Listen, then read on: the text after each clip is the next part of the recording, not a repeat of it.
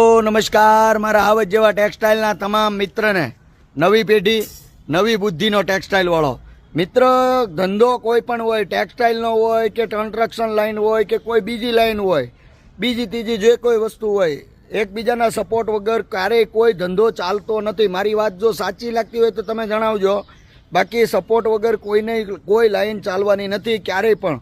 એટલે માટે કોઈ પણ વ્યક્તિને સપોર્ટ કરો, કોઈ પણ વ્યક્તિને આગળ વધારો તો એવા વ્યક્તિને આગળ વધારો જે તૂટી ગયેલો હોય, ધંધાની અંદર અટવાઈ ગયેલો હોય, એને સપોર્ટ કરશો, એને આગળ લાવશો તો એ કાયમ માટે તમારો ઉપકાર ભૂલતો નથી, કાયમ માટે તમને યાદ રાખે છે.